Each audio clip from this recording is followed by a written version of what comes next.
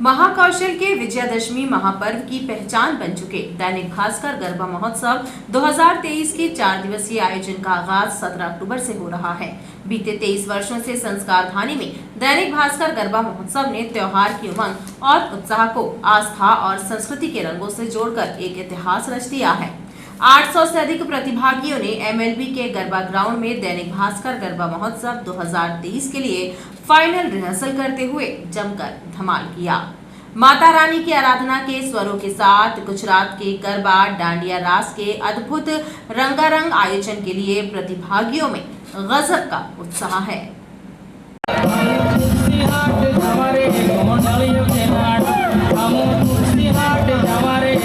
महाकौशल में अपनी अलग ही पहचान बना चुके भास्कर गरबा महोत्सव का मंगलवार 17 अक्टूबर से भव्य आगाज होने जा रहा है। बीते लगभग 23 वर्षों से शारदीय नवरात्र पर्व पर दैनिक भास्कर के गरबा महोत्सव के माध्यम से संस्कारधानी वासी मां जगत जननी की आराधना करते हैं।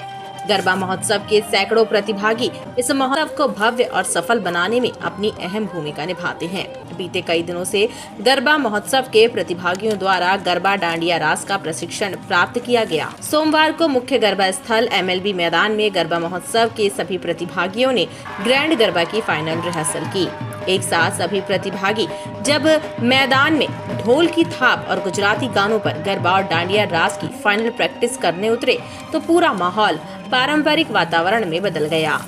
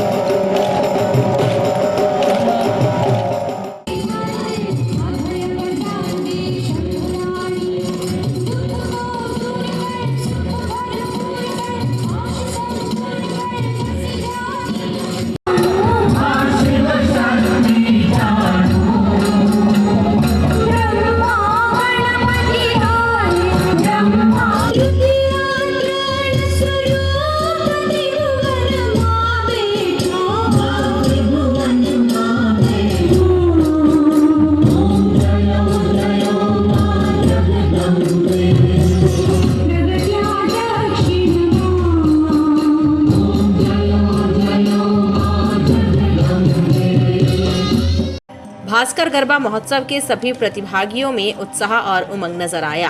कोई पहली बार इस महोत्सव का हिस्सा बनने जा रहा है तो कोई बीते वर्षों में भी इस महोत्सव में शामिल हो चुका है।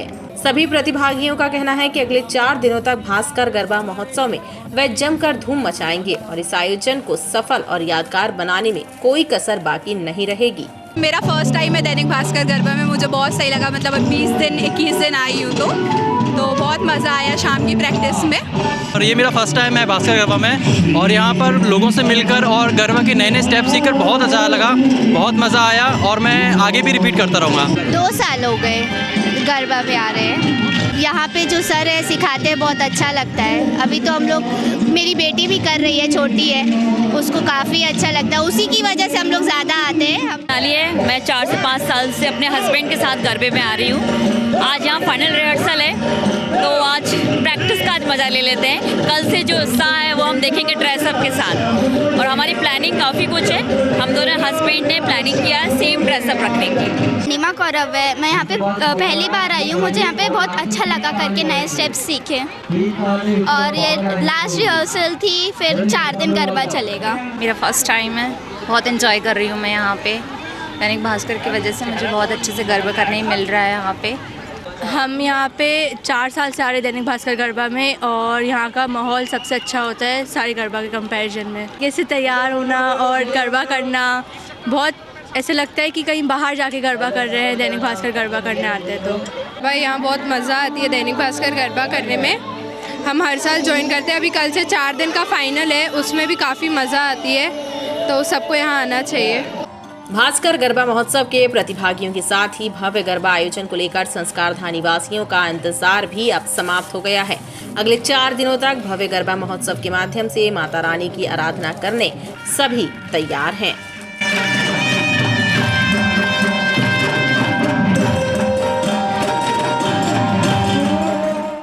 संस्कारधानी में गरबे को लेकर लोगों में विशेष उत्साह है। शहर के कई स्थानों पर गरबे का आयोजन हो रहा है। इसी के मद्देनजर बाजार में गरबे की पोशाक, पगड़ी, ज्वेलरी और डांडियों की मांग में बढ़ोतरी हुई है।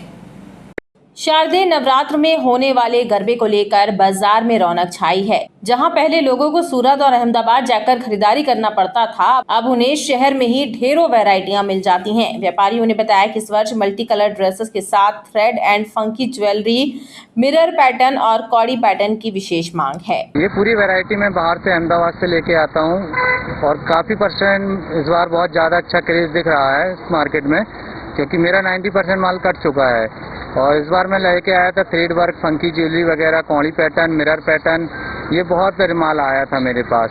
ये सब आप बिक चुका है पूरा माल। ये 90%, बस इसमें 10% माल बचा हुआ है मेरे पास। इस बार बहुत ज़्यादा क्रेज है गरबे का। इस बार हम लोग अहमदाबाद से, गुजरात से कुछ नया हटके कलेक्शन लाए, जो कस्टमर की डिमांड रहती है। उसके ऊपर पटियाला में, लहंगे में, लाइट डांडिया, ये सब चीज पूरा न्यू कलेक्शन था। लोगों में गरबे को लेकर विशेष उत्साह है, लिहाजा वो अलग अलग किस्म की मल्टी कलर पोशाकों के साथ उनकी मैचिंग अनुसार ज्वेलरी की खरीदारी कर रहे हैं। किसी को सिंपल और सोवर ड्रेसेस पसंद आ रही है, तो कोई फंकी कलर के चमकीले ड्रेस को पसंद कर रहे हैं। और इस बार का गरबा का ड्रेस में थोड़ा सा सिंपल एंड सोवर वाला रखना चाहती हूँ। हैवी ज्वेलरी के साथ रहेगा, लेकिन मेकअप थोड़ा सिंपल सा। बॉयज के लिए भी बहुत अच्छे आए हैं, और गर्ल्स के लिए भी कुछ अलग ही फ्रिल वाला पैटर्न्स हैं, और वो क्या बोलते हैं, गोटादार जो बोलते हैं ना, वो वाला पैटर्न भी है। और मेरा रेड लहंगा, मतलब मेरा फेवरेट रेड है, तो मुझे रेड लहंगा चाहिए, और उसमें ये टोपी वाला लुक आना चाहिए, तो ऊँची वाली दुपट्टा चाहिए। और ये जो कौड़ी वाला जो लुक होता है, ये मेरा बहुत पसंद है। ऐसा मल्टी कलर वाला नीचे घेर होना चाहिए, और रेड कलर ऊपर, और रेड दुपट्टा। बाजार की रौनक और लोगों के उत्साह को देखकर इस बात का अंदाजा लगाया जा सकता है कि इस साल धूमधाम के साथ गरबा खेला जाएगा। शारदीय नवरात्र के चलते संस्कारधानी में उत्साह की लहर है। भोर होते ही देवी मंदिरों में भक्तों का तांता लग रहा है। शहर के शोभापुर इलाके में स्थित मां काली के दर्शन के लिए भक्त दूर दराज के इलाकों से आ रहे हैं। शहर के शोभापुर इलाके में मां काली का 50 साल पुराना मंदिर स्थित है। स्थानीय लोगों ने बताया कि सन 1984 में मंडला निवासी हरिबाबा को मां काली ने मंदिर निर्माण का आदेश दिया था। तब उन्होंने अपनी पूंजी और चंदे के पैसों से मंदिर का निर्माण कराया। बाबा जी को ये सपना आया था कि यहाँ पर एक मंदिर बनवाया जाए माता महाकाली का। ये सपना आया उन्होंने सपने के हिसाब से मंदिर में चबूतरा बनाया। चबूतरे में पूजा पाठ करते रहे। फिर धीरे धीरे समिति तैयार हुई उनकी। समिति के द्वारा जगह जगह से चंदा इकट्ठा हुआ। वो चंदे के द्वारा समझ लो मूर्ति बन के आई माता रानी की। फिर यहाँ पे हर नवरात्र में खूब भीड़, खूब जनता आती रही। बाबा जी कहाँ से थे? बाबा श्री हरि बाबा जी मंडला के रहने वाले थे। मंदिर के पुजारी ने बताया कि मंदिर में जयपुर में बनी मां की प्रतिमा स्थापित है। यहाँ की विशेष बात यह है कि भक्तजन संतान की प्राप्ति के लिए मां की पूजा अर्चना करते हैं। साथ ही यहाँ मनोकामना पूर्ति हेतु नारियल बांधने की प्रथा है।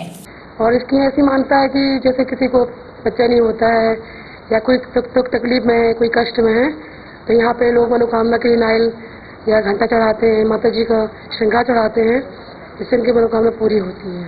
श्रद्धालुओं ने बताया कि इस मंदिर से उनकी गहरी आस्था जुड़ी है। मां से जो भी मांगो माता उसे देने में देर नहीं लगाती। यहाँ पर आने वाले प्रत्येक भक्त की समस्या का मां निवारण करती है। माता बहुत दिन से मैं आती हूँ जाती हूँ, मेरी कोई भी मनोकामना मातागण से पूरा नहीं जाता।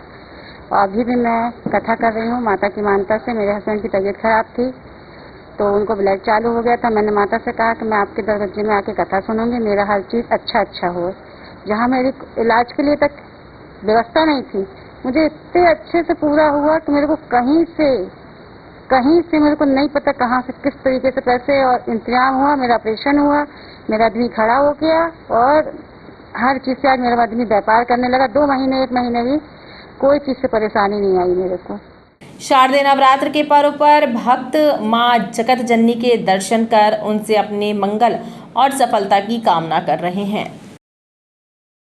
कलेक्ट्रेट में आयोजित शांति समिति की बैठक में गहमा गहमी रही। बैठक के बाद बाहर निकले हुए समिति सदस्यों ने आरोप लगाया कि बैठक में विचार विमर्श तो खूब होता है, लेकिन सलाहों पर प्रशासन अमल नहीं करता। इसलिए शांति समिति की बैठक महज औपचारिकता बनकर रह गई है। नवरात्र और दशहरा पर्व को लेकर शांति समिति की एक बैठक कलेक्ट्रेट में आयोजित हुई, जिसमें प्रमुख दुर्गोत्सव समितियों के सदस्य एवं समाज सेवी उपस्थित रहे। बैठक में शांतिपूर्वक धार्मिक आयोजनों को मनाने एवं यातायात और सुरक्षा संबंधी तमाम मुद्दों पर विचार विमर्श किया गया। हालांकि बैठक के दौरान कई बार गहमागहमी की स्थिति भी बनी। कुछ मंदिरों एवं दुर्गोत्सव समितियों के सदस्यों ने आरोप लगाया कि उन्हें अपनी बात रखने का अवसर नहीं दिया गया। कुछ ने तो कहा कि सलाहों पर अमल नहीं होता है। हमारे जो नए हमारे एसपी साहब आए हैं, उन्होंने हमको डिस्टर्ब करने की कोशिश की, मतलब ये बताने की कोशिश की कि मुद्दों पे बात की जाए। वैसे सभी मुद्दों पे बात कर रहे थे। पहले वक्ता जो हमारे थे उन्होंने थोड़ा सा समय ज़्यादा ले लिया, इसलिए हमारे पास आते आते वो समय कम हो गया, तो उन्होंने एक प्रकार से बैठक को समाप्त करने की घोषणा की। मेरा उनसे यही कहना था कि अगर आपके पास समय नहीं है तो बैठक में आप बैठक न लिया करो, समय दिया करो, क्योंकि हमारी बातें होना है और नगर की बहुत सी बातें भी होती रहती है। इसमें हम टूरिज्म के हिसाब से अगर इसको व्यवस्थित तरीके से प्रशासन हमारा सहयोग करे, हम प्रशासन के सहयोग से उस व्यवस्था को बनाए, तो हम करोड़ों का टूरिज्म जबलपुर में ला सकते हैं। लेकिन लगातार सुझाव देने के बाद भी इन सुझावों में अमल नहीं किया जाता। शांति समिति की बैठक में कलेक्टर सौरभ कुमार सुमन ने सदस्यों से अपील की है कि त्योहार के दौरान कानून व्यवस्था बनाए रखने में सकारात्मक भूमिका निभाएं। जिले के पुलिस अधीक्षक की कमान संभालने के बाद SP Aditya Pratap Singh action mode पर है। चुनाव को ध्यान में रखकर नवागत एसपी आदित्य प्रताप सिंह ने रांची में पदस्थ एएसआई को हटा दिया है। दरअसल रांची थाने में एएसआई राजेश मिश्रा लंबे समय से पदस्थ थे, जिस कारण उन्हें लाइन हाजिर कर दिया गया है। एडिशनल एसपी प्रदीप शेंडे के मुताबिक एएसआई राजेश मिश्रा को रांची थाने में पदस्थ हुए 3 साल से ज्यादा का समय हो गया था। निर्वाचन आयोग की गाइडलाइन को ध्यान में रखकर यह कार्यवाही की गई है। नए कप्तान की इस कार्यवाही से जिले के थानों में लंबे समय से पदस्थ कर्मचारियों में हड़कंप मचा हुआ है। जबलपुर के पीएसएम कॉलेज में चुनाव प्रशिक्षण में शामिल होने आए एक कर्मचारी की अचानक तबीयत बिगड़ गई। कर्मचारी को तत्काल इलाज के लिए जिला अस्पताल लाया गया, लेकिन डॉक्टरों ने उन्हें मृत घोषित कर दिया। कर्मचारी बरगी नगर में कुशल पंप हेल्पर के पद पर पदस्थ थे।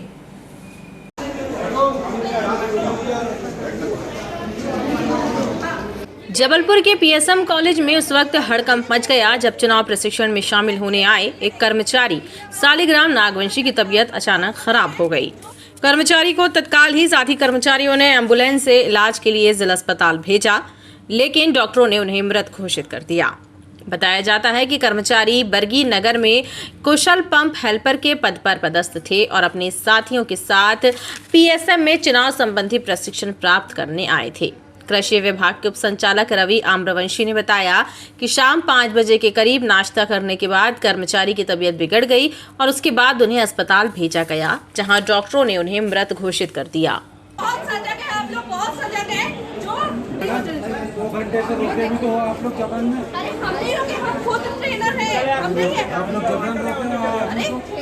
और उनको 5 बजे करीब चाय नाश्ता भी करा है इन्होंने। सभी ट्रेनी जितने लोग ने सभी ने चाय नाश्ता किया है, ब्रेड पकोड़े और चाय पिया है। उसके बाद 4:15 बजे के आसपास इनको थोड़ा चक्कर आया और ये नीचे मतलब ऐसे लेट गए वहीं पर कुर्सी पे, पसीना वगैरह आया तो फ़ोन लगाया, 5-7 मिनट में एम्बुलेंस आ गई, फिर एम्बुलेंस में लेके सीधे यहाँ आ गए। है ना प्राथमिक चिकित्साएँ थी तो लेके आए, पास में PSM बहुत पास है यहाँ से, तुरंत एम्बुलेंस आई, फ़ोन लगाया, एम्बुलेंस आई, तुरंत लेके आए, 5 मिनट में यहाँ आ गए। आज मतदान दलों का प्रशिक्षण यहाँ कराया जा रहा था। उस दौरान एक हमारे कर्मचारी साथी की अचानक तबीयत खराब हुई और जिसको लेके हमारे अधिकारी तत्काल एम्बुलेंस से हॉस्पिटल लेके आए हैं और जहाँ अभी डॉक्टर साहब ने यह बताया है कि उनकी डेथ हो गई है। उसकी के जांच पड़ताल के लिए और अन्य व्यवस्थाओं के लिए मैं यहाँ पर आया हूँ। बहरहाल पुलिस ने इस मामले में मर्ग कायम किया है और शव को मेडिकल पोस्टमार्टम के लिए भेज दिया है। अतिक्रमणों और व्यवस्थित ट्रैफिक की कमी के कारण मुख्य मार्गों पर जाम लग रहे हैं। करमचंद चौक पर लगे जाम के कारण राहगीरों को खासी परेशानी हुई। इस दौरान एक भी पुलिसकर्मी चौराहे पर नजर नहीं आया। ये नज़ारा है करमचंद चौक का, जहां जाम लग जाने के कारण छोटे बड़े वाहन चालक करीब आधे घंटे तक फंसे रहे। मुख्य मार्गों पर जमे अतिक्रमणों के कारण एक व्यवस्थित ट्रैफिक प्लान के अभाव में यहां दिन में कई बार जाम लग जाता है और लोगों को परेशानी झेलनी पड़ती है। हैरत की बात तो ये है कि जब जाम लगता है तो उस दौरान एक भी पुलिसकर्मी चौराहे पर नजर नहीं आता है, जबकि चौराहों पर पुलिस पॉइंट भी लगे हुए हैं। शिफ्टों में ड्यूटियां बदलती हैं, लेकिन उसके बावजूद पुलिसकर्मी ड्यूटी से नदारद रहते हैं। ये बात चर्चा का विषय बनी हुई है। सिर्फ चालानी कार्यवाही तक अपनी सक्रियता दिखाने वाली यातायात पुलिस को जनता की तकलीफें क्यों दिखाई नहीं देती?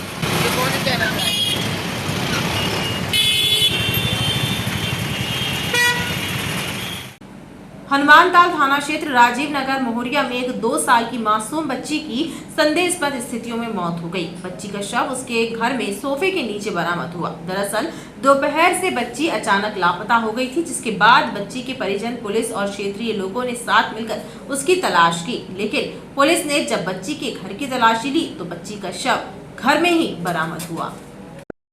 हनुमानताल थाना क्षेत्र राजीव नगर मोहरिया में रहने वाले मोहम्मद शकील नामक एक व्यक्ति की 2 वर्षीय मासूम बच्ची अलीजा अपने घर के एक कमरे में सोफे के नीचे मृत पाई गई। संदेहास्पद परिस्थितियों में बच्ची की मौत होने से पूरे इलाके में हड़कंप मच गया। बताया जाता है कि दोपहर को बच्ची अचानक लापता हो गई थी, जिसके बाद परिवारजनों ने पुलिस को मामले की जानकारी दी। खबर लगते ही पुलिस अधिकारी एक्टिव हो गए और बच्ची की तलाश में जुट गए, लेकिन बच्ची का कहीं कोई पता नहीं चला। इस बीच पुलिस ने बच्ची के घर की तलाशी ली तो घर के एक कमरे में मासूम बच्ची सोफे के नीचे मृत हालत में मिली।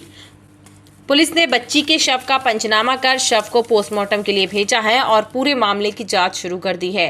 वहीं इस घटना से पूरे इलाके में चर्चाओं का बाजार सरगर्म है। उसके बाद लगातार पता चला कि डाउट हुआ था मुझे, घर में ही थोड़ा सा संदेह हुआ, तो उस पर से जब तलाशी हुई है तो उसमें इसकी डेड बॉडी घर में ही मिली है, एक कमरे में सोफा के नीचे। ठीक है ना, तो अभी उसमें कार्रवाई चल रही है, पंचनामा वगैरह कार्रवाई FSL टीम और पंचनामा होने के पश्चात इसमें PM करा रहे हैं और जो भी इसमें वैधानिक कार्रवाई होगी कार्रवाई करेंगे। पुलिस द्वारा FSL टीम की मदद से घटनास्थल की जांच की जा रही है। बच्ची की मौत किन हालातों में हुई, इसे लेकर पुलिस को पोस्टमार्टम रिपोर्ट का इंतजार है। जिले में अवैध शराब की तस्करी और परिवहन करने वाले लगातार सक्रिय हैं। पुलिस द्वारा अवैध शराब माफियाओं की धरपकड़ भी लगातार की जा रही है। इसी कड़ी में धारताल थाना पुलिस ने एक कार से भारी मात्रा में शराब जब्त की है। इस मामले में 2 लोगों को गिरफ्तार किया गया है। कार से 1 लाख रुपए कीमत की शराब बरामद हुई है। जिले में अवैध शराब की तस्करी और परिवहन के मामले लगातार सामने आ रहे हैं। बीती रात धारताल पुलिस ने ग्राम गुर्दा नेशनल धर्मकाटा के पास एक कार से 1200 पाव देशी शराब जब्त की। पकड़ी गई शराब की कीमत लगभग 1 लाख रुपए बताई जा रही है। धारताल पुलिस ने मुखबिर की सूचना पर एक कार से शराब बरामद की। इस मामले में गढ़ा शक्ति नगर के रहने वाले कार चालक अमर मिश्रा और मदन महल निवासी पिंटू उर्फ ओमकार चौकसे को गिरफ्तार किया गया है। दोनों के विरुद्ध आबकारी एक्ट की धाराओं के तहत प्रकरण दर्ज कर मामले को जाँच में लिया गया है, जिसमें से अवैध शराब 1200 पाव सफ़ेद बोरी में मिली, जिसमें से पिंटू ओमकार चौक से अमर मिश्रा, जो दोनों मदन महल क्षेत्र के रहने वाले हैं, जिन्हें गिरफ्तार किया गया है। आज दिनांक को न्यायालय पेश किया गया है। पुलिस द्वारा अवैध शराब की तस्करी और परिवहन के संबंध में जानकारी जुटाई जा रही है। खबरों का सिलसिला लगातार जारी रहेगा। आप देखते रहिए BTV न्यूज।